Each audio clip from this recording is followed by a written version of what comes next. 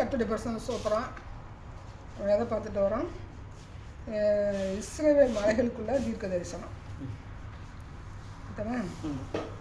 அதில் வந்து பார்த்திங்கன்னா யெரொபெயாம். இந்த யெரொபெயாம் யார் அப்படின்னு பார்க்கும்போது ஃபஸ்ட்டு யார் பார்த்தோம்? சாலமோனை பார்த்தோம். சாலமோனுக்கு அடுத்து வந்து பார்த்திங்கன்னா அதுக்கு முன்னாடி வந்து சாலமோனுக்கு பிறகு வந்து ரெகோபெயாமுக்கு பிறகு தான் அவன் யெரொபெயாம். ஆனால் யெரொபெயாம் வந்து கர்த்தர் வந்து கூப்பிட்ருப்பார். அந்த காரியத்தை பார்த்துட்டு அவன் யாருன்னு பார்த்துட்டு அப்புறம் வந்து ரெகோபெயாம் போகும். ஃபஸ்ட்டு ராஜா யார்? சாலமோன் என்ன செய்யலாம்? விக்கிரகங்களை உள்ளே கொண்டு வராங்க. செகண்ட் வந்து பார்த்திங்கன்னா யெரொபெயாம். யெரொபெயாம் யார் அப்படின்னு பார்த்தீங்கன்னா அந்த சாலமோன் அரண்மனையில் வந்து வேலை பார்த்த ஒரு ஊழியக்காரன். இந்த யெரொபெயாம்ங்கிறோம் 2 இருக்கு இஸ்ரவேல். இது யெரொபெயாம் ஃபஸ்ட்டு அப்படின்னு சொல்லி சொல்லுவாங்க. சரியா? ஃபஸ்ட்டுன்னு சொல்லுவாங்க. இது வந்து எந்த கோத்திரம் அப்படின்னு பார்க்கும்போது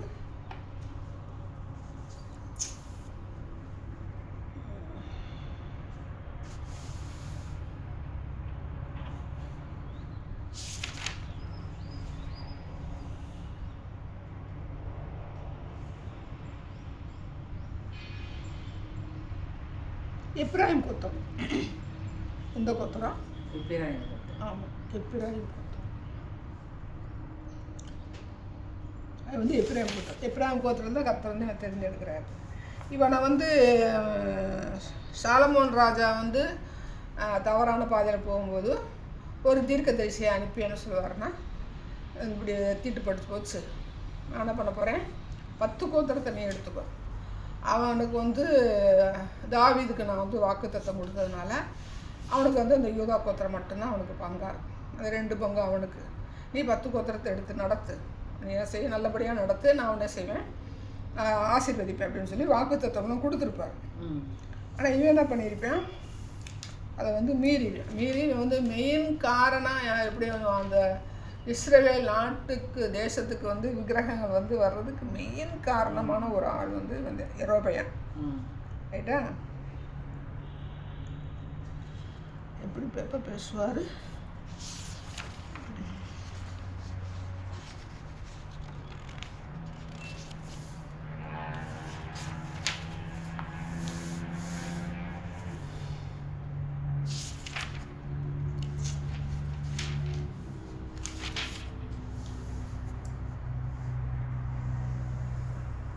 அந்த தூபப்பீடத்தில் நிற்கும் பொழுது ஒரு கிழவனான தீர்ப்பு எல்லாம் இருக்குது. அதெல்லாம் இல்லை, கிழவனான தீர்க்கதரிசி செய்யாது.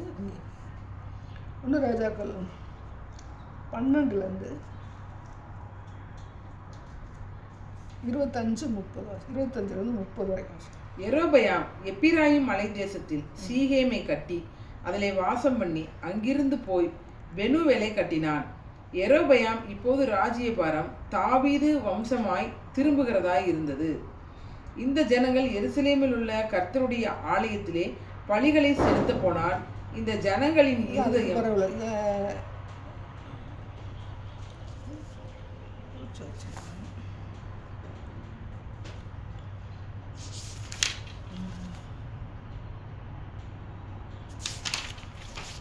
ஒரு தீர்க்கதரிசி 10 துண்டு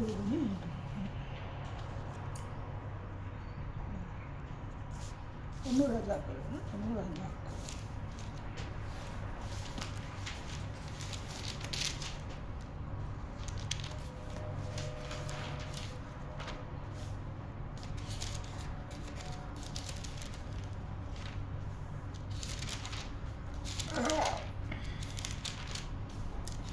அந்த கிழித்து கொடுக்கறதாக்கா 10 கோத்திரங்களை கொடுப்பேன். 1 ராஜாக்கள் 11ஆம் அதிகாரம் 10வது.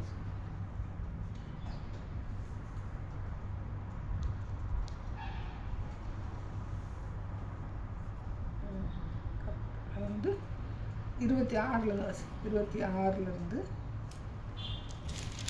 சேரேதா ஊரிலுள்ள எப்பிராயிம் மனுஷனாகிய நேபாத்தின் குமாரன் யெரொபெயாம் என்னும் சாலமோனின் ஊழியக்காரனும் ராஜாவுக்கு விரோதமாய் கையெடுத்தான். அவனுடைய தாய் செருக்காள் என்னும் பேருள்ள ஒரு விதவை. அவன் ராஜாவுக்கு விரோதமாய் கையெடுத்த முகாந்திரம் என்னவென்றால், சாலமோன் மில்லோவை கட்டி தன் தகப்பனாகிய தாவீதினுடைய நகரத்தில் இடிந்து போன இடங்களை பழுது பார்த்தபோது யெரொபெயாம் என்பவன் பராக்கிரமசாலியாய் இருந்தான். அவன் காரிய சமர்த்தனான வாலிபன் என்று சாலமோன் கண்டு யோசேப்பு வம்சத்தாரின் காரியத்தை எல்லாம் அவன் விசாரிப்புக்கு ஒப்புவித்தான்.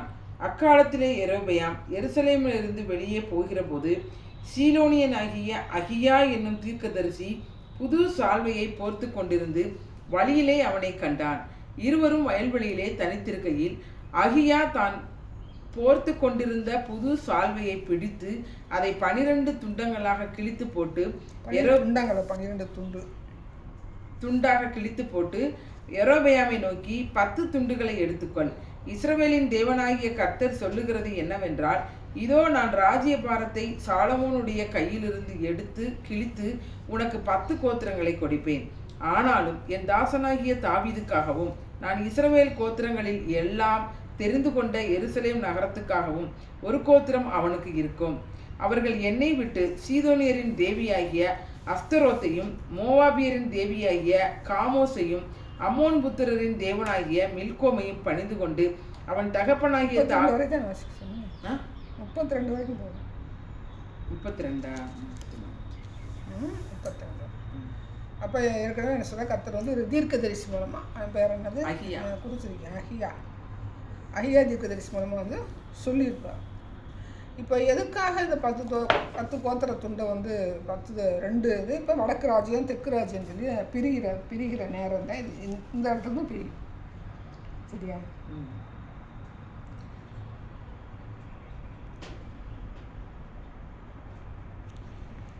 இவன் வந்து பார்த்தீங்கன்னா தாவீது சாலமோன் வந்து என்ன பண்ணுவான்னா, ஆண்டவரை ஏற்றுக்கொள்ளாமல் என்ன பண்ணிடுவான்னா, ஆண்டவரை ஏற்றுக்கொண்டிருப்பான், விக்கிரகங்களை வந்து வணங்க ஆரம்பிக்கும்போது கர்த்தர் எதிரிகளை எழுப்புகிற தேவனாக இருக்கிறார். அப்படி எதிரிகளை எழுப்பும்போது பார்த்தீங்கன்னா அதே 11 வந்து பார்த்தீங்கன்னா 9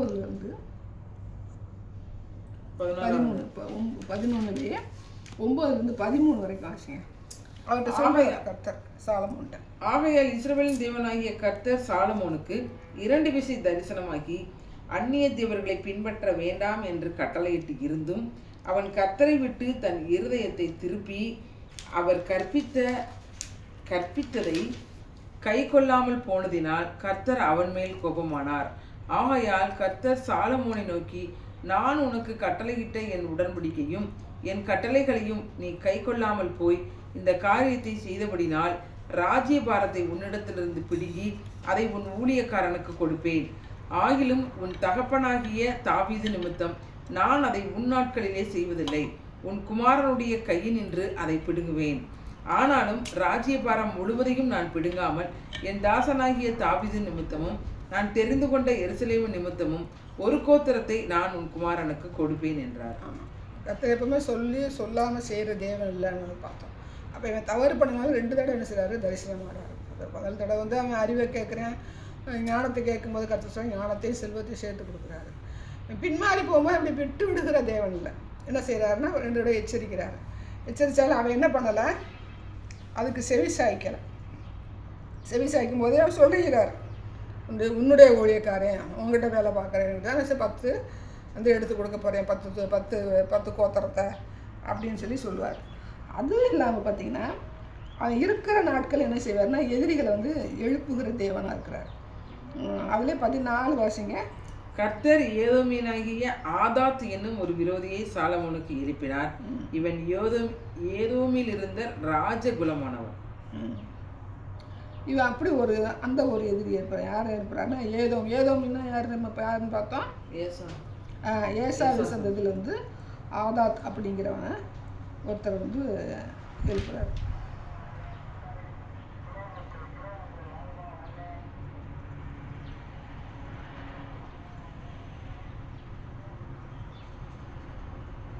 அடுத்து வந்து 23 வாசிங்க.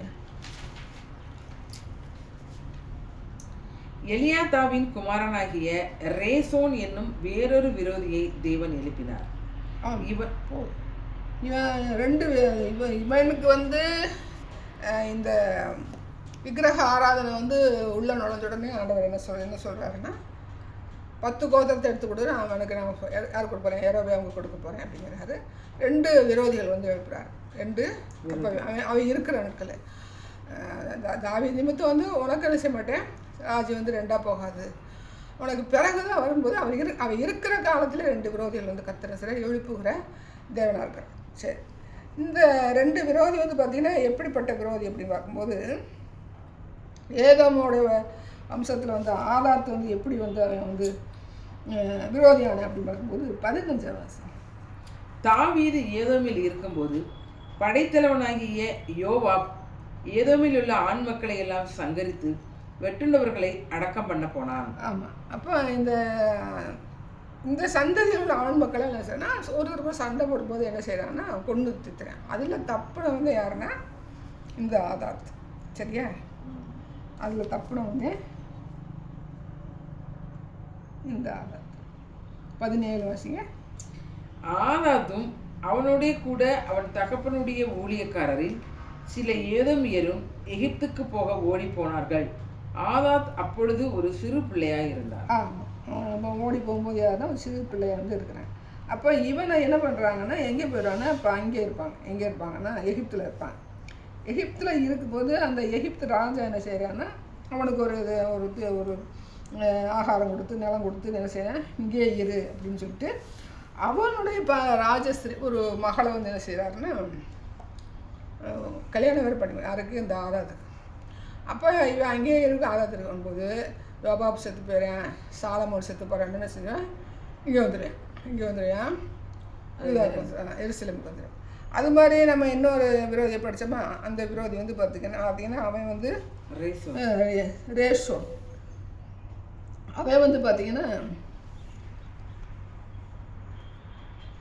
அந்த 23 வந்து பார்த்தீங்கன்னா சோபா ராஜா ஒருத்தன், அவன் பேர் வந்து ஆதா தேசர். சரியா, அவன் எப்படி வந்து விரோதியானான்னு பார்க்கும்போது 24 வருஷங்க. தாவீது சோபாவில் உள்ளவர்களை கொன்று போடுகையில் அவன் தன்னுடைய சில மனுஷரை சேர்த்து கொண்டு அந்த கூட்டத்துக்கு தலைவனானான். இவர்கள் தமஸ்குவுக்கு போய் அங்கே குடியிருந்து தமஸ்குவில் ஆண்டார்கள். இந்த சோபாவில் உள்ள ஆளெல்லாம் கொல்லும்போது, தாவீது கொல்லும்போது அங்கே யார் ஏதோமுடைய ஆட்களை வந்து கொல்லும்போது யார் ஒரு எழுப்புறார். சின்ன பிள்ளைகள் வந்து நம்ம படிக்கிற முடியாது, ராஜாக்கள் வந்து உயிரோட தப்பி போனோன்னா கொஞ்சம் நல்ல நாளைக்கு வந்தோட என்ன பண்ணுவாங்க, சண்டை போடுவாங்க. இன்னொருத்த வந்து சோபா ராஜா அங்கே இருக்கிறேன், சோபா ராஜாவை கொண்டு போடுறான்னு அவன் என்ன செய்கிறான், அவன் வந்து இவனுக்கு விரோதம் வந்து தமஸ்குல போய் என்ன செய்கிறான்னா தமஸ்குல போய் ஆட்சி செய்கிறேன். சரியா, ஆனால் அந்த ரேஷோங்கிற வந்து பார்த்தீங்கன்னா சாலமோன் இருக்கிற ஃபுல்லாக அவன் உயிரோடு இருக்கிற நாளெல்லாம் இருந்துச்சுன்னா அவன் கூட சண்டை போடுறா இருக்கான். அடுத்து தமஸ்கு எது, சீரியா தேசம், அதுக்கு தலைவனாக இருந்து. அப்போ 2 விரோதிகளை சாலமோன் இருக்கும்போது என்ன செஞ்சுறாங்கன்னா கர்த்தர் வந்து 2 விரோதிகள் இருக்கிறாரு. யெரொபெயாம் தான் மெயின். யெரொபெயாம் என்ன சொல்கிறாருன்னா 10 கோத்திரம் கொடுத்துரு, 2 கோத்திரம் அவருக்கு இருக்கணும். ஃபஸ்ட்டு சாலமோன்ட்ட சொல்லிட்டு தான் அப்புறம் அகியா தீர்க்கதரிசினா யெரொபெயாம்னு சொல்கிறாங்க. அப்போ அவன் யெரொபெயாம் வந்து எங்கே போய் இவன் வந்து இப்படி கர்த்தர் சொன்னதுனால வந்து அவன் ஐடென்டிஃபை பண்ணிடுறான் அவனுடைய ஊழியக்காரன். அப்படிங்கும்போது இவன் அப்போ இப்போ அகியா தீர்க்கதரிசிட்டு வந்து சொன்னால் எப்படி விஷயம் தெரிஞ்சிருக்கணும் அவனுக்கு. அப்போ இவனை நம்ம செஞ்சிடணும், கொன்றணும் அப்படிங்க ஆண்டவர் சொல்லியிருக்கிறாருங்கிற அந்த அறிவை விட்டுட்டு அவனை கொல்றதுக்கு வகை தேடும்போது இவன் தப்பி ஓடி போயிடுவான். எங்கே போயிடுவான், யெரொபெயாம்.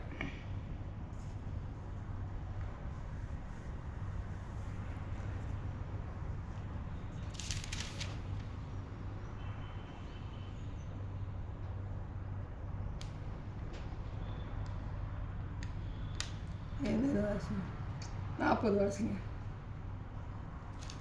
அது நிமித்தம் சாலமோன் யெரொபெயாமை கொல்ல வகை தேடினான். யெரொபெயாம் எழுந்து எகிப்துக்கு சீசாக் என்னும் எகிப்தின் ராஜாவின் இடத்தில் ஓடி போய் சாலமோன் மரணமடைய மட்டும். ஆமாம், இந்த விஷயம் தெரியாமல் கொல்ல போகணும்னா இவன் என்ன செஞ்சுறேன், போய் தப்பி போய் எகிப்து ராஜாட்ட போய் தஞ்சம். இப்போ ஆண்டவர் என்ன சொன்னார், ரெகொபெயாம் காலத்தில் தான் அதை வந்து ஏற்படுத்தி அப்படின்னு சொன்னார். இப்போ சாலமோன் வந்து மரணம் அடையும் போது அது நமக்கு தெரிஞ்சது. ரெகொபெயாம் ராஜாவாகிறேன். ரெகொபெயாம் ராஜாவாகும்போது அவன் நிறைய வரி விதித்தான். நீங்கள் எங்களுக்கு கொஞ்சம் வரி கொஞ்சம் குறைச்சி கொடுப்பா அப்படின்னு வந்து மூப்பரில் இருக்கும்போது இவன் சின்ன வயசு இப்போ இளைஞர்கிட்ட வந்து கேட்டுட்டு எங்கள் அப்பா வந்து செஞ்ச ஒரு உங்களுக்கு விரோதமாக அவர் வந்து வரி விதித்தது வந்து இடுப்பு.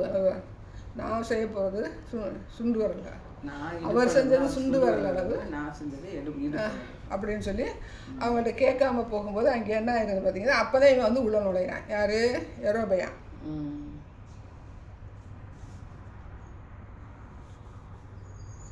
ஆமாம், ராஜாவாக இருப்பதான் கேள்விப்பட்டுங்க வரேன்.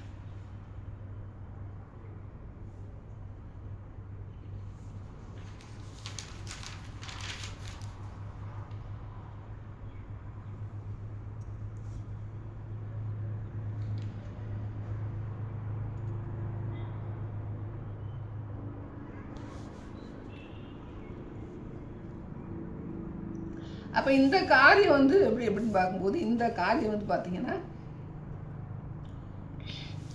அந்த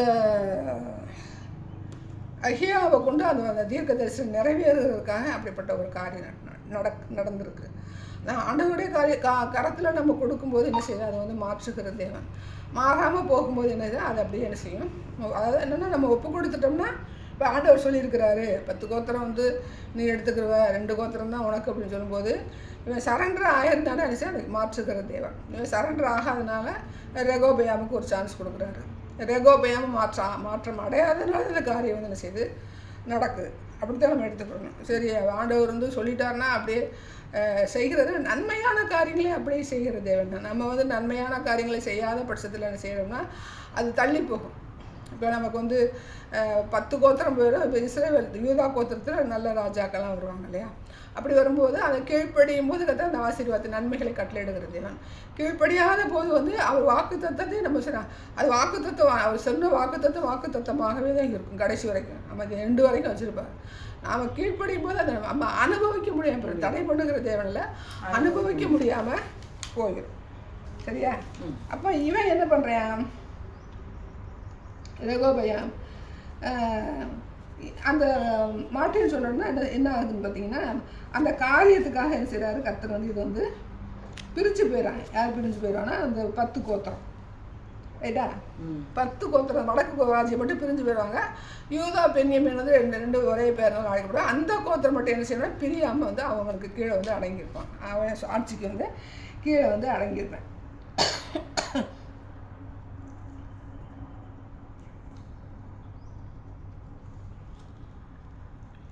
அப்போ இந்த யெரொபெயாம் வந்து எங்கே இருக்கேன், எகிப்தில் இருக்கேன். அப்படித்தானே? ஷீஷாக் ராஜா. அப்போ சாலமோன் செத்த உடனே இவன் எங்கே இருந்து வந்து படைப்படிக்கு இங்கே வந்துடுவான். அந்த 12:2 வாசிங்க. ராஜாவாகிய சாலமோனை விட்டு ஓடி போய் எகிப்திலே குடியிருந்த நேபாத்தின் குமாரனாகிய யெரொபெயாமோ எகிப்தில் இருக்கையில் இதை கேள்விப்பட்டான். அவர்கள் போதும். அப்போ இவன் அந்த 3 வாசிங்க. அப்படியே இவங்க கூப்பிடுறாங்க. அவர்கள் யெரொபெயாமுக்கு ஆள் அனுப்பி அவனை அழைப்பித்தார்கள். அழைப்பித்து இந்த பஞ்சாயத்து வைக்கிறாங்களே, ரெகோபெயாம்கிட்ட போகும்போது இவன் தலைமையில என்ன செய்கிறாங்க, போய் வந்து கேட்குறான். யார் தலைமையில்? யெரொபெயாம் தலைமையில் தான் வந்து ரெகோபெயாம் என்ன செய்கிறாங்கன்னா மாட்டேன்னு சொல்லிடுவேன். சொல்லிவிட்டு இப்போ யெரொபெயாம் வந்து தலைவனை வந்து பிரிஞ்சு நிற்கிறாங்க. நிற்கும் போது சாலமோன் என்ன செய்வான்னு பார்த்தீங்கன்னா, ரெகோபெயாம் என்ன செய்வான்னா இங்கே அனுப்புவாங்க. இந்த 10 கோத்திரத்துக்கு வந்து என்ன செய்யணும், அதோராம் அப்படிங்கிற ஒரு விசாரிப்புக்காரனை அனுப்புவாங்க. 12-18 வாசிங்க.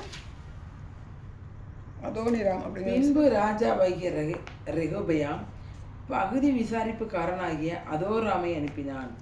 போதும். அவனை வந்து கல்லெறிந்து அடுத்து வச்சுட்டாங்க. அவனை கல்லெறிந்து கொண்டு எல்லாரும் அவனை ஆமாம், அந்த 10 கோத்திரத்துக்காக சரி ஏதோ பேச்சுவார்த்தைக்கு வந்து அனுப்பும்போது என்ன செய்கிறாங்கன்னா, இப்போ பிரிஞ்சு போயிருக்கீங்க படிச்சு பேச்சுவார்த்தைக்கு என்ன பேசணும்னு அனுப்பினதில்லை. அவங்க எது கேட்குற நிலைமையில இல்லை. கல்லெறிஞ்சு அந்த அதோனிராம் பந்தி விசாரிப்பார் என்ன செஞ்சுறாங்க, கல்லெறிஞ்சு கொண்டுடுறாங்க.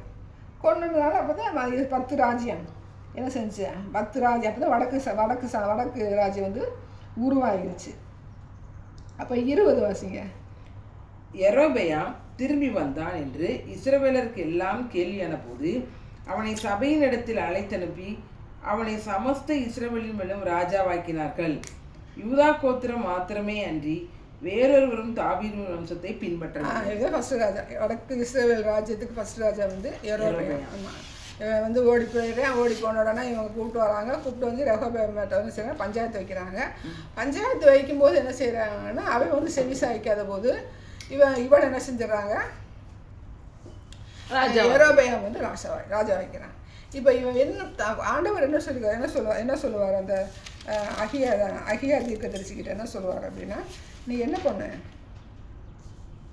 10 இல்லை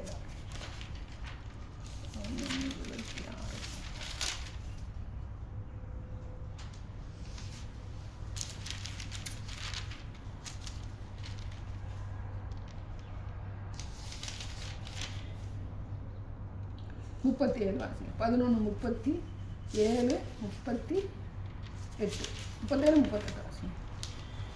11, 37. 37, 38.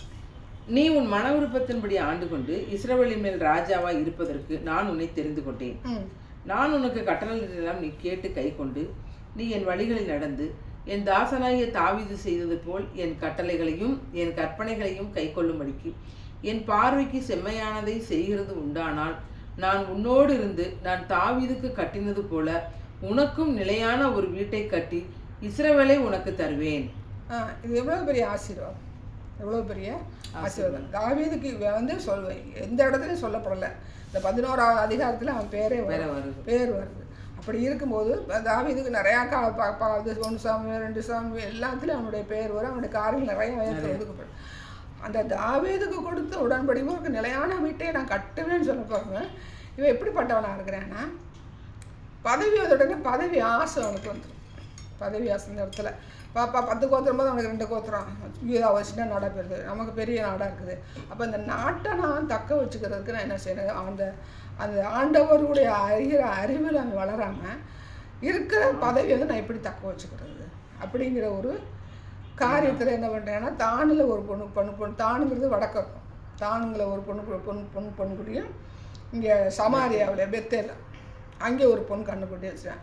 ஏன்னா அவங்க வந்து 10 கோத்திரம் வந்து பார்த்திங்கன்னா வடக்கு ராஜ்யம் வந்து இந்த பெத்தேலை தாண்டி தான் எருசலேமுக்கு வரணும். எருசலேம் யாரோட பங்காக இருக்குன்னு சொன்னால் பென்யமீனுடைய பங்கு. பென்யமீனும் தாவீதும் ஒன்றா இணைஞ்சிருவாங்க. இணைஞ்சதுனால பார்த்திங்கன்னா யூதா அது வந்து யூதா கோத்திரம்னு சொல்லுவாங்க. அப்போ அந்த யூதாவில் இருக்கிற எருசலேமுக்கு அவங்க போயிட்டாங்கன்னா இவங்க என்ன பண்ணிடுவா, பழையபடிக்கு ரெகோபெயாம் மனுஷன் ராஜாவை ஏற்றுக்கிட்டு நம்மளை என்ன செஞ்சுருவாங்க, வேணான்னு சொல்லிடுவாங்க. அப்படிங்கிற ஒரு பயத்தில் என்ன பண்ணுறாங்க, தன்னுடைய பதவியை தக்க வச்சுக்கிறதுக்காக ஆண்டவருடைய வார்த்தை வந்து அவனுக்கு அறிவில் என்ன செய்யலை, மனசில் பதியலை. அப்படி தான் எடுத்துக்க ஏற்றுக்க முடியல அவனால். பதவி வந்த உடனே 10 கோத்திரத்துக்கு கொடுத்த ஆண்டவர் உனக்கு நிலையான 10 கோத்திரத்தை கொடுப்பேன்னு அவர் தான் சொல்கிறார். இவன் எதுவும் கேட்கவே இல்லை. நம்ம பார்க்கும்போது எதுவுமே கேட்கல.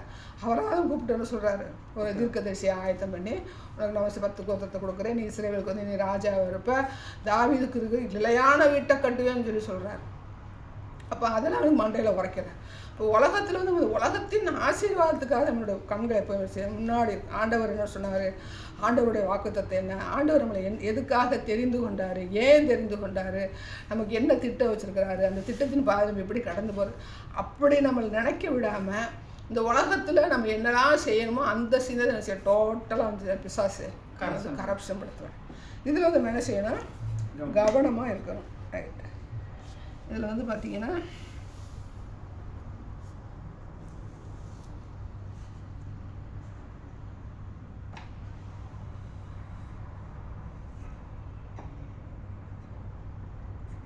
இருபத்தி 26, 27 வாசிங்க. 12 26 இருந்து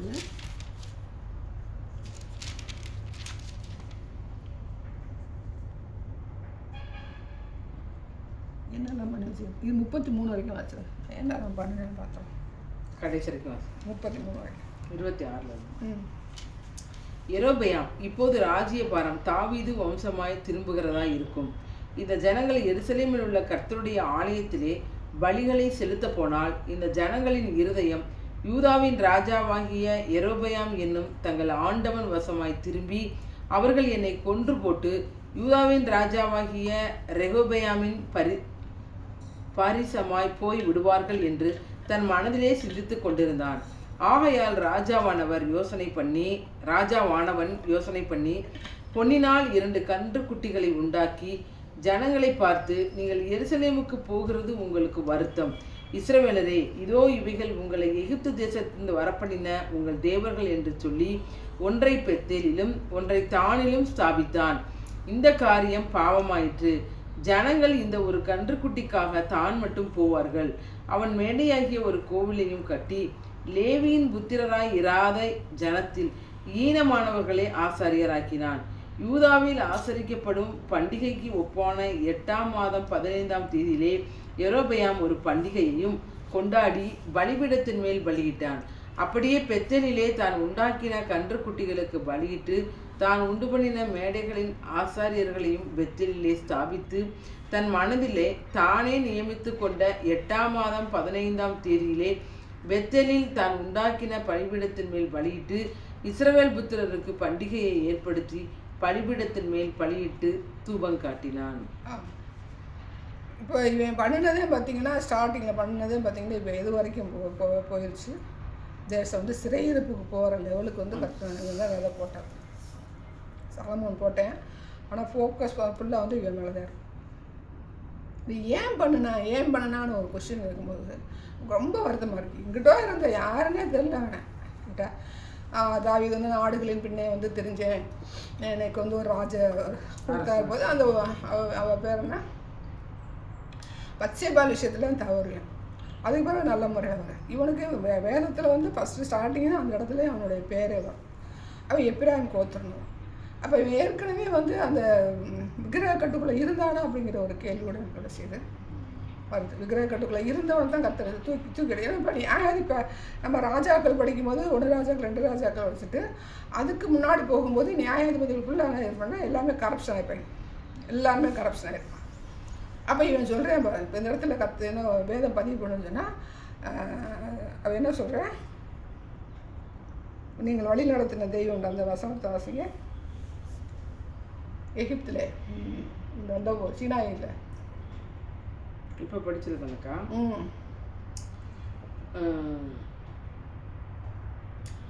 ராஜாவானவன் யோசனை பண்ணி பொன்னினால் 2 கன்றுக்குட்டிகளை உண்டாக்கி ஜனங்களை பார்த்து, நீங்கள் எருசலேமுக்கு போகிறது உங்களுக்கு வருத்தம். இஸ்ரவேலரே, இதோ இவைகள் உங்களை எகிப்து தேசத்திலிருந்து வரப்பண்ணின உங்கள் தேவர்கள் என்று சொல்லி அங்கே கூட கோர்க்கிறேன். அப்போ விக்கிரக கட்டுக்குள்ளே இருக்கிறேன். விக்கிரக கட்டுக்குள்ளே இருந்தவனை இதை தூக்கி எடுத்து ஒரு ராஜா அந்தஸ்து கொடுத்துருக்கும்போது இவன் எதை யோசிச்சுருக்கணும்?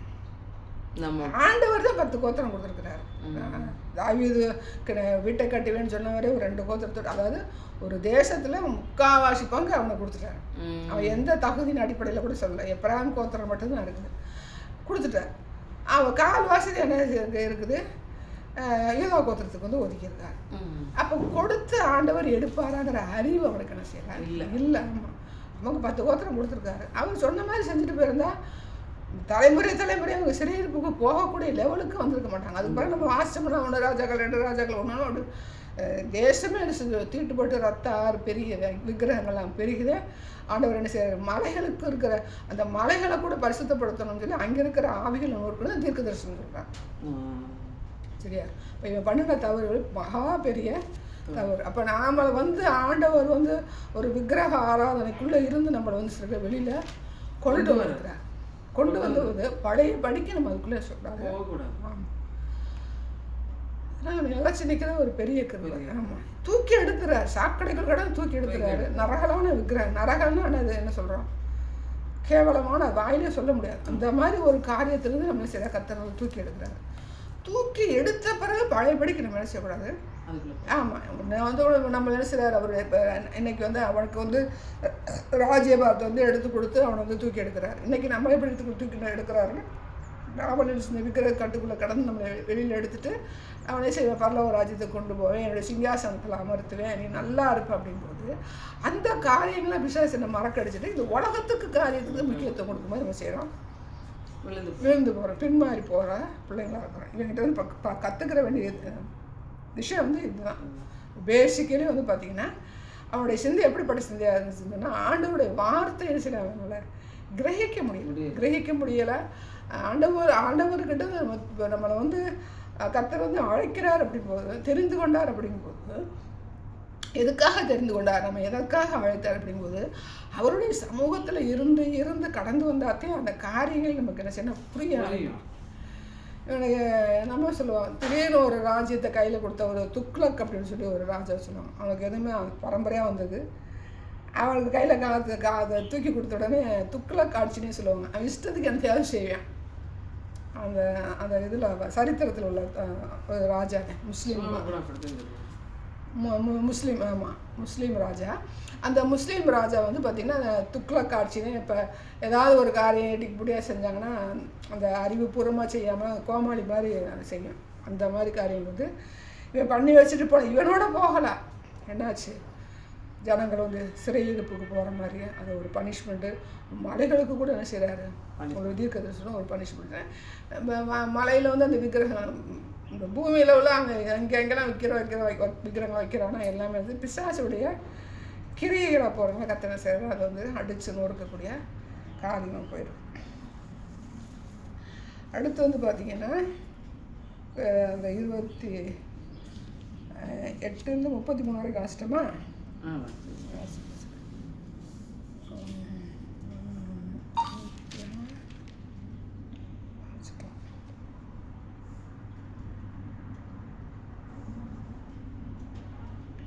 இந்த 1 ராஜாக்கள் 12-15 வாசிங்க.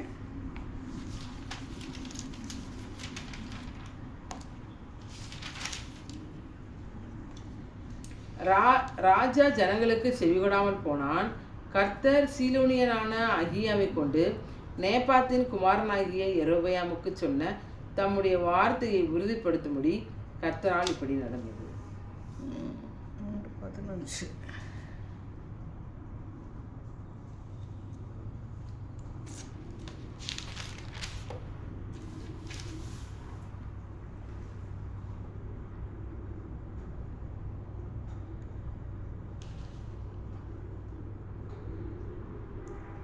11-20 11-26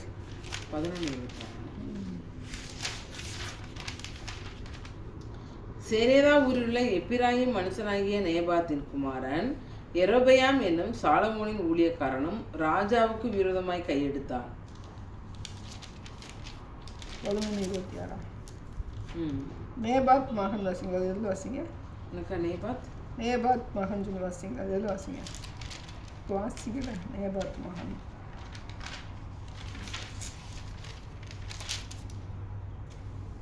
இந்த 11-26 வாசிங்க. 11-26 சேரேதா ஊரிலுள்ள எப்பிராயிம் மனுஷனாகிய சேரேதா ஊரிலுள்ள எப்பிராயிம் மனுஷனாகிய நேபாத்தின் குமாரன் யெரொபெயாம் என்னும் சாலமோனின் ஊழியக்காரனும் ராஜாவுக்கு விரோதமாய் கையெடுத்தான். அப்போ இப்போ இவனுக்கு கர்த்தர் என்ன செய்யறான்னு ஒரு எதிரி என்ன செய்யறாரு, எழுப்புறாரு. யாருக்கு? சாலமோனுக்கு.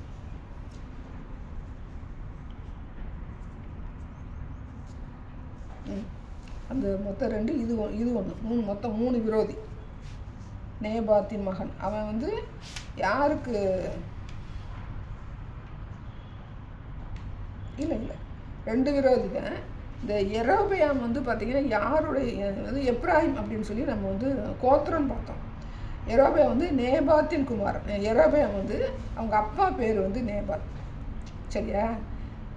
26 வாசிப்பிலையா? எப்ராஹிம் மனுஷன் அப்படிங்கும்போது அவங்க எங்கே சேரதா, எப்ராஹிம் மலையில் தேசத்தில் உள்ள சேரதா ஊரில் வந்து இருக்கிறாங்க. யெரொபெயாம் வந்து கர்த்தர் வந்து அவனை வந்து 10 வடக்கு ராஜ்யத்தை ஆளுகை செய்து எழுப்புறாரு. அவன் யார் அப்படிங்கும்போது நேபாத்தின் குமாரன். அவங்க அப்பா பேர் வந்து நேபாத்தின் குமாரன் அப்படின்னு இந்த இடத்துல இருந்து சொல்லப்படும். அப்படி பார்க்கும்போது பார்த்தீங்கன்னா அது வந்து 1 ஆரம்பத்தில் இருக்குமா?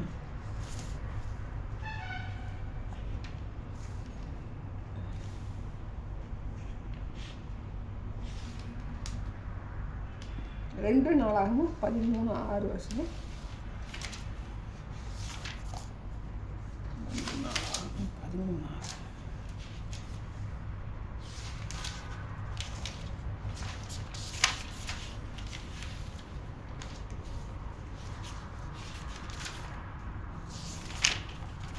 2:13 ம்.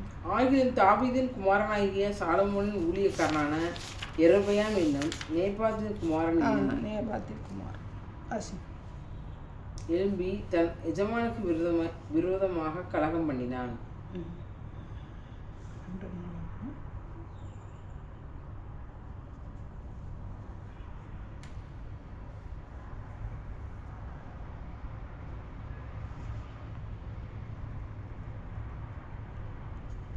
அவனோட ஊர் வந்து எப்ராயிம் நாடு, ஊர் வந்து ரேதா, அவங்க அப்பா பேர் வந்து நேபாத். ரைட். இவனை குறித்து இன்னும் நம்ம என்ன பார்க்க வேண்டியிருக்குன்னு பார்த்தா,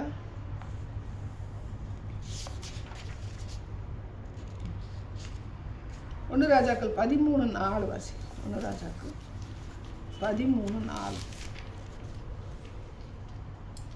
பெத்தேலில் இருக்கிற அந்த பலிபீடத்துக்கு எதிராக தேவனுடைய மனுஷன் கூறின வார்த்தையை ராஜாவாகிய எரோபெயாம் கேட்டபோது அவனை பிடியுங்கள் என்று தன் கையை பலிபீடத்திற்கு நீட்டினான். அவனுக்கு விரோதமாக நீட்டின கை தன்னிடமாக முடங்கக்கூடாதபடிக்கு மரத்து போயிற்று. ஆமாம், இப்போ இவன் தேசத்தை வந்து தீட்டுப்படுத்துகிறேன், பயங்கரமாக தீட்டுப்படுத்துகிறான். தீட்டுப்படுத்தும் போது கர்த்தர் ஒரு தீர்க்கதரிசி, தேவனுடைய மனுஷன் வருது, அவனை வந்து கர்த்தர் எழுப்புறாரு. அந்த இடத்துல என்ன பண்ணிட்டு இருந்தேன், 1 ராஜாக்கள் 13:4 பெத்தேலில் இருக்கிற அந்த பலிபீடத்துக்கு எதிராக அவனை பிடியுங்கள் என்று தன் கையை பலிபீடத்திற்கு நீட்டினான். அவனுக்கு விரோதமாக நீட்டின கை 13:1 வாசிங்க.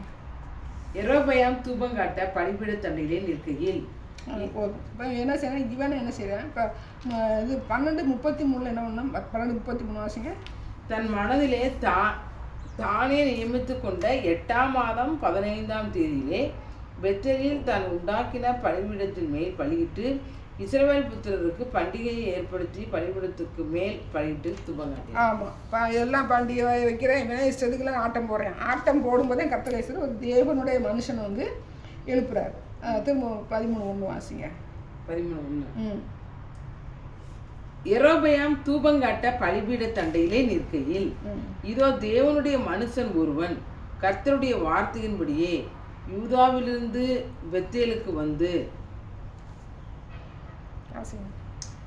அந்த பலிபீடத்தை நோக்கி, பலிபீடமே பலிபீடமே, இதோ தாவீதின் வம்சத்தில் யோசியா என்னும் பேருள்ள ஒரு குமாரன் பிறப்பான். அவன் உன்மேல் தூபம் காட்டுகிற மேடைகளில் ஆசாரிகளை உன்மேல் பலியிடுவான். மனுஷரின் எலும்புகள் உன்மேல் வர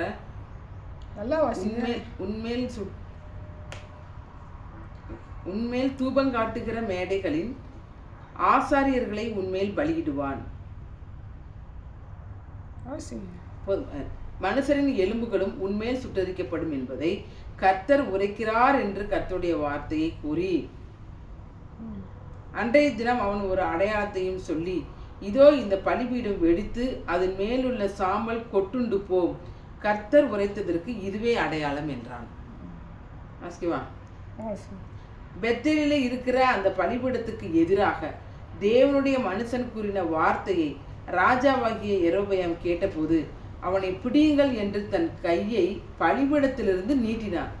அவனுக்கு விரோதமாய் நீட்டின கை தன்னிடமாக முடங்கக்கூடாதபடிக்கு மரத்து போயிட்டு. ஆமாம், இவன் பண்டிகையெல்லாம் கொண்டாடும் போது பார்த்தீங்கன்னா கர்த்தர் ஒரு மனுஷன் அனுப்புறாரு. மனுஷன் தேவனுடைய மனுஷன் சொல்ல அந்த பலிபீடம் வந்துச்சுன்னா வெடித்து சேர்ந்து சாம்பல் கொட்டுண்டு போன்னு சொல்லி ஒரு தீர்க்கதரிசி வந்து அனுப்புறாரு. செய்கிற அட்டூழியத்தெல்லாம் பார்த்துட்டு இதை கேள்விப்பட்டு என்ன செய்கிறேன், அந்த தேவனுடைய மனுஷனை செய்கிறேன் பிடிக்க சொல்கிறேன். பிடிக்கும் போது செய்கிற கை வந்து நீட்டின மாதிரிக்கு நீட்டினவன் எடுக்க, அப்போ அவன்கிட்ட திரும்ப என்ன செய்யணும், இப்போ எனக்காக வேண்டிக்கும் போது அந்த தேவனுடைய மனுஷன் செய்ய வேண்டிக்குவேன். வேண்டிக்கும் போது கடைசி அந்த கை வந்து சரியாக போயிடும்.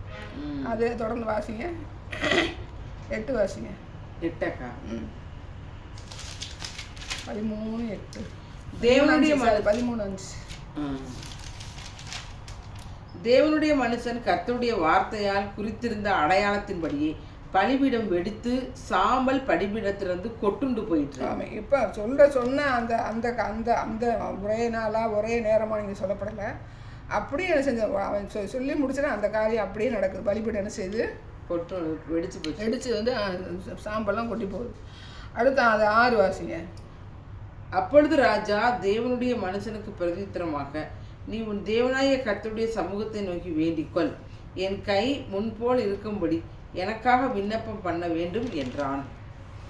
அப்பொழுது தேவனுடைய மனுஷன் கர்த்தருடைய சமூகத்தை நோக்கி வருந்தி விண்ணப்பம் செய்தான்.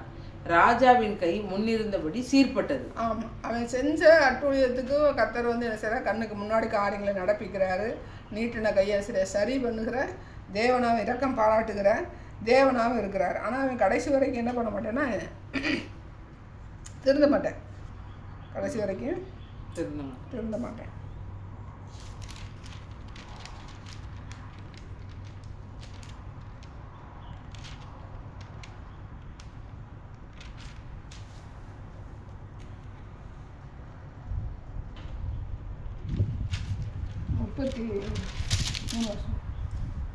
அது 13. இந்த நடவடிக்கை பின்பு யெரொபெயாம் தன் பொல்லாத வழியை விட்டு திரும்பாமல் மறுபடியும் ஜனத்தில் ஈனமானவர்களை மேடைகளின் ஆசாரியராக்கினான். எவன் மேல் அவனுக்கு மனதிருந்ததோ அவனை பிரதிஷ்டை பண்ணினான். அப்படிப்பட்டவர்கள் மேடையில் ஆசாரியரானார்கள். ஆனால் திரும்பவே இல்லை.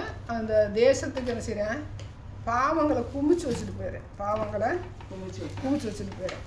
இப்போ இவர் சொன்ன அந்த தீர்க்க தரிசனம் நிறைவேறும் இல்லையா? 1 ராஜாக்கள் 13:2 வாசிங்க. அந்த பலிபீடத்தை நோக்கி, பலிபீடமே பலிபீடமே, இதோ தாவீதின் வம்சத்தில் யோசியா என்னும் பேருள்ள ஒரு குமாரன் பிறப்பான். அவன் உன்மேல் தூபங்காட்டுகிற மேடைகளின் ஆசாரியர்களை உன்மேல் பலியிடுவான். மனுஷரின் எலும்புகளும் உன்மேல் சுட்டரிக்கப்படும் என்பதை கர்த்தர் உரைக்கிறார் என்று கர்த்தருடைய வார்த்தையை கூறி. 2 ராஜாக்கள் 23 19 வாசிங்க, 16 வாசிங்க. 2 ராஜா 23 16 வாசிங்க. யோசியா திரும்பி பார்க்கிற போது அங்கே அந்த மலையில் இருக்கிற கல்லறைகளை கண்டு ஆட்களை அனுப்பி அந்த கல்லறைகளில் உள்ள எலும்புகளை எடுத்து வரச் செய்து, இப்படி நடக்கும் என்று தேவனுடைய மனுஷன் கூறின கர்த்தருடைய வார்த்தையின்படியே அவைகளை அந்த பலிபீடத்தின் மேல் சுட்டெரித்து அதை திட்டாக்கினான். அவர் சொன்ன காரியம் வந்து கரெக்டாக இங்கே வந்து அந்த யோசியாவின் காலத்தை வந்து கர்த்தர் வந்து நிறைவேற்றுகிற தேவனாக இருக்கிறார். இப்போ அந்த எலும்பு, இப்போ நம்ம வந்து மலைகளை பார்த்து நம்ம படித்தோமா, எசேக்கியேல் வந்து அதில் வந்து எலும்புகள் வருதா? ஆமாம், எடுங்க. எசேக்கியேல் 6 எலும்புக்கும் தீர்க்க தரிசனம் படித்தோம்ல, மலைகளுக்கும் படித்தோம், எலும்புக்கும் படித்தோம்.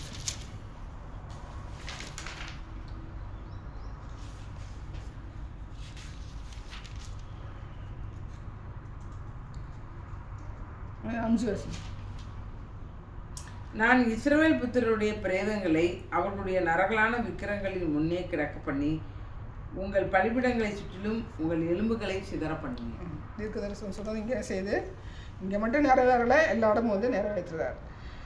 அந்த யோசியா என்னெல்லாம் பண்ணான்னு பார்த்தோம்னா 2 ராஜாக்கள் 23:19 2 ராஜாக்கள் 23:19 கர்த்தருக்கு கோபம் உண்டாக்க இஸ்ரவேலின் ராஜாக்கள் சமாரியாவின் பட்டணங்களில் உண்டாயிருந்த மேடைகளின் கோவில்களை எல்லாம் யோசியா தகர்த்து பெத்தேலிலே தான் செய்த செய்கைகளின் படியே அவைகளுக்கு செய்து அவ்விடங்களில் இருக்கிற மேடைகளின் ஆசாரியர்களை எல்லாம் பலிபிடங்கள் மேல் கொன்று போட்டு. எசேக்கியேல் 6 வந்து 6 வாசிங்க, 6-7 வருஷம்.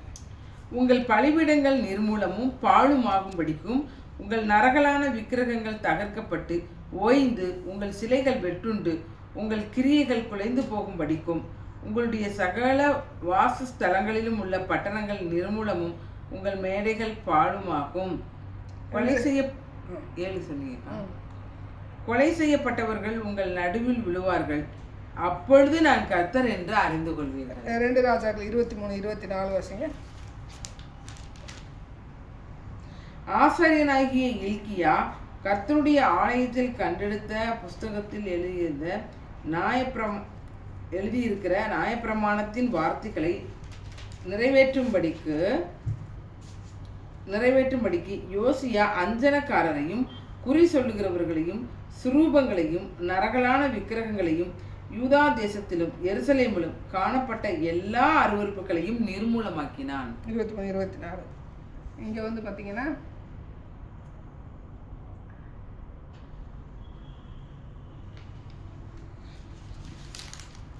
9 வாசிங்க. 9.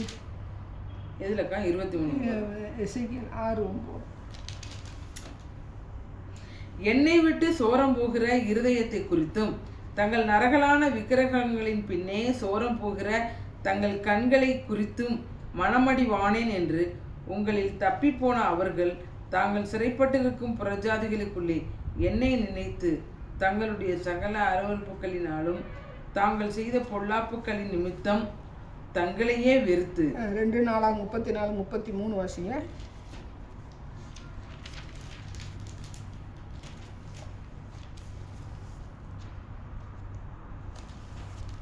2 நாளாகமம் 33 34:33.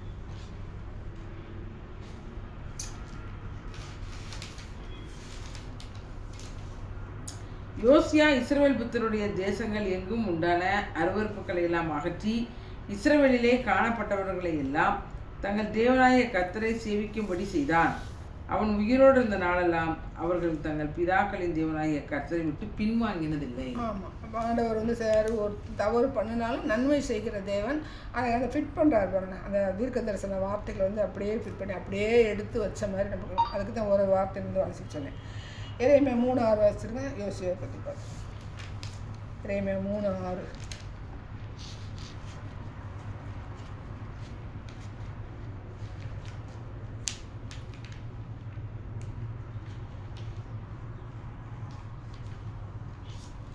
அம்சம் 40.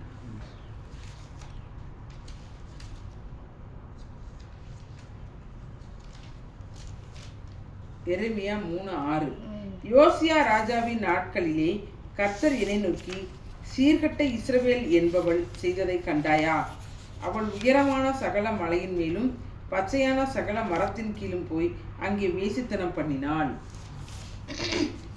ஆண்டவர் வந்து எரேமியா தீர்க்கதரிசி சில காரியங்களை வெளிப்படுத்துகிற தேவனாக இருக்கிறார். சரியா? இப்போ வந்து எசேக்கியேல் வாங்க. எசேக்கியேல் 6 வந்து 2 வாசிங்க. மனுபுத்திரனே, நீ இஸ்ரவேலின் பர்வதங்களுக்கு நேராக உன் முகத்தை திருப்பி அவைகளுக்கு விரோதமாய் தீர்க்க தரிசனம் உரைத்து சொல்ல வேண்டியது என்னவென்றால், இஸ்ரவேலின் பர்வதங்களே. இஸ்ரவேல் பர்வதங்கள் பார்க்கும்போது 2 சாமுவேல் 1:21 வாசிங்க.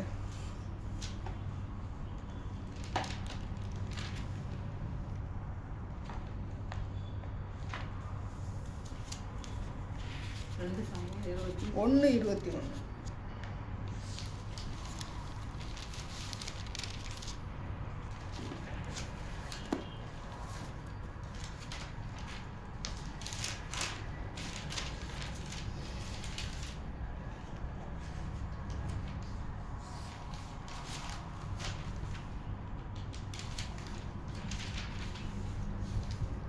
சாமுவேல் 1:21.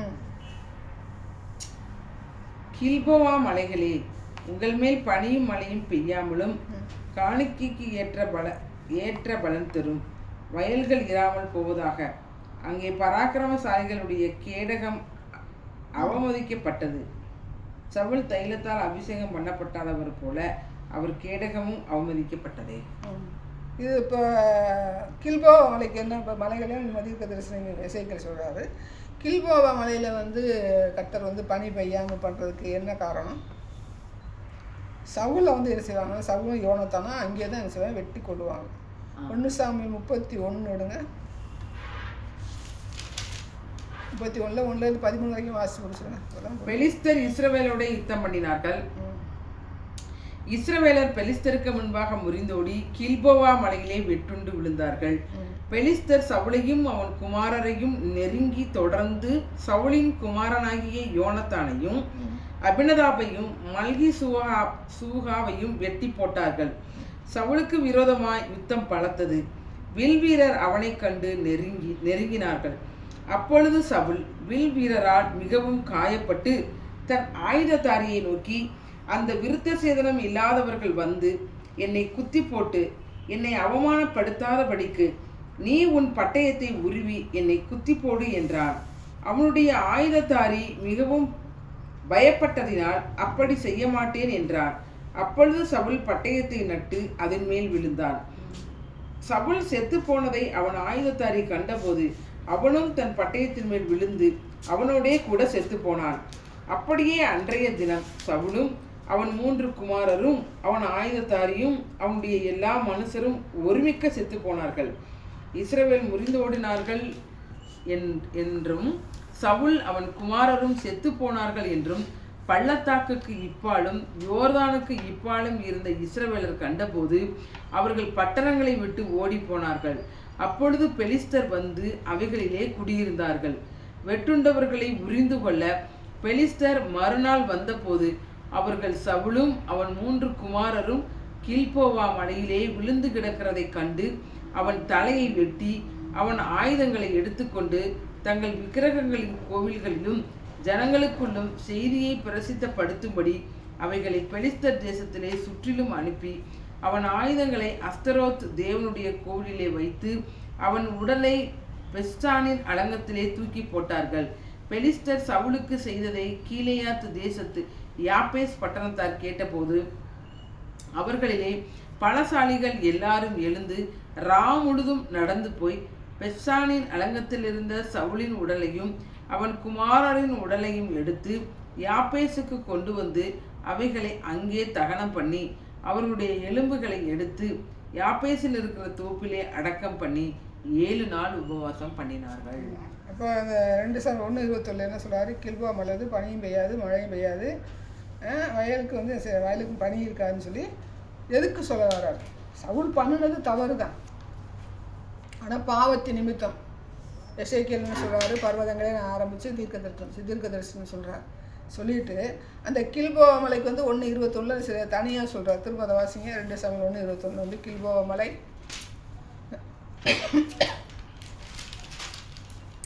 கில்போவா மலைகளே, உங்கள் மேல் பனியும் மழையும் பெய்யாமலும் காணிக்கைக்கு ஏற்ற பலன் தரும். வயல்கள் இராமல் போவதாக. அங்கே பராக்கிரமசாலிகளுடைய கேடகம் அவமதிக்கப்பட்டது. கர்த்தர் பாருங்க, தவறு பண்ணினாங்க. பராக்கிரமசாலியின் கேடகம் அவமதிக்கப்பட்டது. ஏன்னா கர்த்தருடைய அபிஷேக தைலத்தினாலதான் என்ன செய்யறாங்க? கர்த்தர் வந்து அபிஷேகம் பண்ணார். அப்போ அவருடைய பார்வையில் எல்லாமே ஒரு சின்ன காரியம். நம்முடைய வாழ்க்கையில் வந்து அவன் விரும்பினானா விரும்பலையான்னு தெரியல, ஆனால் கர்த்தர் வந்து அபிஷேகம் தைலம் ஊற்றி அவனை ராஜாவை அபிஷேகம் பண்ணினதுனால அவன் பண்ணின தவறெல்லாம் பார்க்கலாம். சரியா? அவனுடைய பராக்கத்துடைய கேடகம் அவனை வந்து அவன் தலையை வெட்டி கொண்டு போய் அவங்க கொண்டு போய் அந்த பெருசால வந்து அலங்கும் போது அவன் இன்னும் கோட்டையிலலாம் வைக்கும்போது கர்த்தர் சார் அதை பார்க்கறது. இப்போ தலையை வெட்டுன்னு நம்ம ஒன்று படித்தோம் இல்லையா? இங்கே தலையை வெட்டுறானுங்க. யார் வெட்டுறான்? தலை வந்து இல்லை. இப்போ கில்போவா மலை வந்து சாமுவேலுக்கு எதிராக யார் வருவாங்கன்னா பெலிஸ்தரா. வாசிங்க, பெலிஸ்தர் தானே. கடைசி வந்து பெலிஸ்தர் தான். பெலிஸ்தர் தான் தலையை வெட்டிட்டு போவாங்க. அப்புறம் இவர் யெகூ இருக்கிற காலங்களில் தலையை. இப்போ நம்ம சமீபத்தில் படித்த ஒரு நாட்டில் உள்ள தலையை வந்து வெட்டுற கலாச்சாரத்துலேருந்து வந்தாங்கன்னு. நாகாலாந்தா, மணிப்பூரா, சிக்கிம், நாகாலாந்து தான், நேபாளம் தான் செய்யாமல் நேபாளத்தில் இருந்து அதில் இவங்க தான் நினைக்கிறேன். பார்க்குறேன்.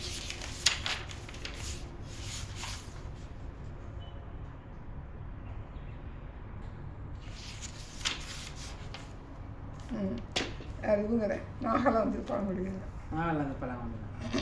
அப்போ எங்கே ஒரு லிங்க் இருக்குது. அந்த நாகாலாந்து பழங்குடியும் போது தலையை வெட்டுற கலாச்சாரம். அப்போ இவன் எங்கேருந்து வந்தா? ஏன்னா அவன்கிட்ட வந்து பேசி பார்த்தா நம்ம வந்து ஏதாவது தரவெல்லாம் நமக்கு வந்து கிடைக்கிறதுக்கு வாய்ப்புகள் இருக்குது. அப்போ தலை வெட்டுறதுக்கு ஒரு கலாச்சாரம் இருக்குது. சம்பல் பள்ளத்தாக்கிலே வந்து தலை வெட்டி தான்.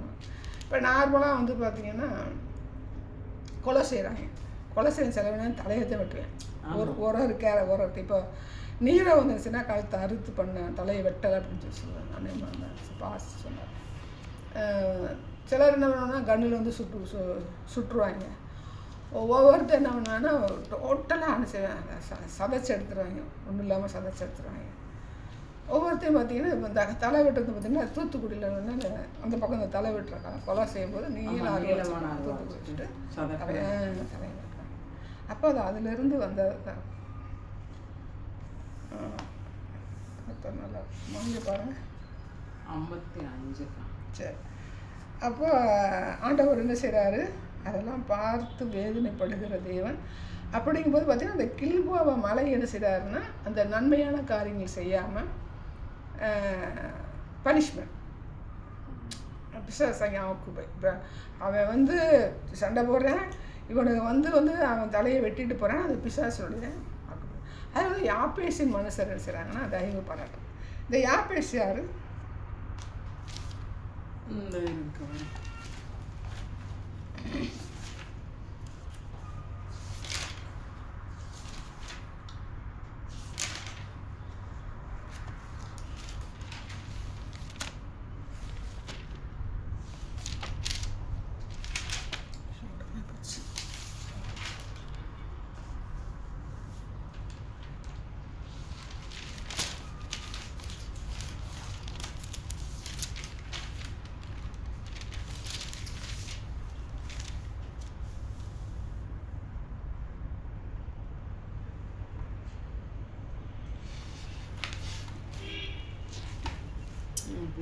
எல்லைகளை உருவாக்கி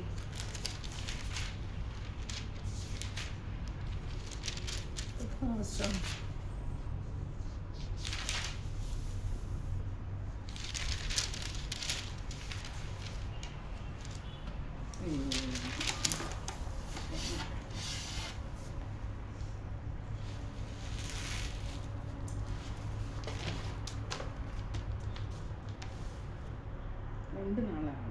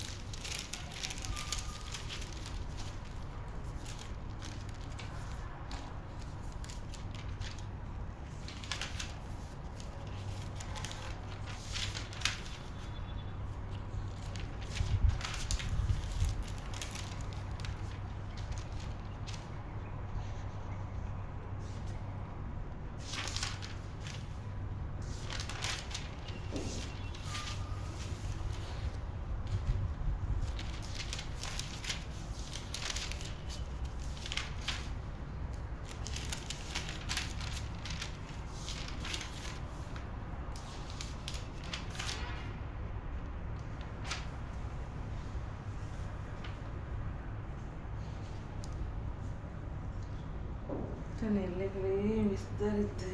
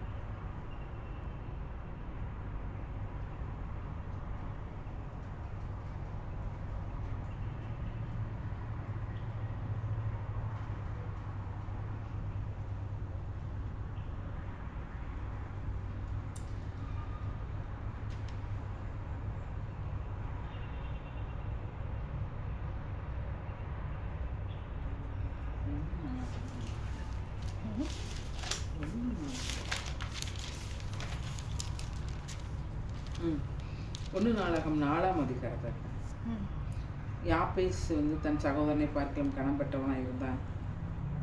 அவன் தாய் துக்கத்தோடு அவனை பேர் யாப்பேஸ் மனுஷர் பட்டணம். என்னக்கா யாப்பேஸ் மனுஷன் யாப்பேஸோடைய பட்டணம் வந்து யாருடைய பார்க்கும்போது அவனுடைய ஊர் சவுனுடைய ஊர் தான். சடோனாயிரு சரிம்மா டைம் பாருங்க. தெரிஞ்சிச்சு 59. சரி. அப்போ ஆண்டவர் வந்து என்ன செய்கிறாருன்னா தீர்க்க தரிசனம் உரைக்கிற தேவன், நன்மையான விஷயங்களை மறக்கிற தேவன் இல்லை. அப்போ கில்போவா மலையில் வந்து செய்த காரியங்கள் அவருக்கு என்ன இருக்குது, மனசுக்கு வந்து வருத்தம். ஆனால் பிசாசுக்கு பனிஷ்மெண்ட் கொடுக்கும். அப்படிங்கும்போது 1:20 சில பனியும் மழை எதுவுமே இருக்காது அப்படின்னு சொல்கிறாரு. எசேக்கியேல் 6 வந்து தீர்க்க தரிசனம் வந்து பர்வதங்களே அப்படின்னு சொல்லி ஸ்டார்ட் பண்ணுறாரு. அதில் வந்து யாரெல்லாம் செத்து போனால் சவுல், ஜோனத்தான், மல்கிசூவான அவனுடைய பையன் வந்து செத்து போயிடுவான். இதை வந்து பத்திரப்படுத்துவான் மறுமனையாட்டி. 2 சாமுவேல் 21 14 வரைக்கும் வாசிட்டு கடகடனா அப்படியே முடிச்சுப்போம். 2 சாமுவேல் 21வது அதிகாரம் 1-14 வரைக்கும். அந்த 2 சாமுவேல் 21வது அதிகாரம் 1-14.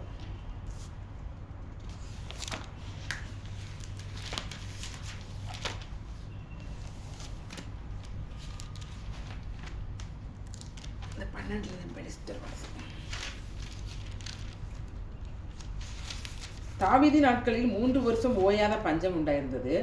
அப்போது தாவீது கர்த்தருடைய சமூகத்தில் விசாரித்தான்.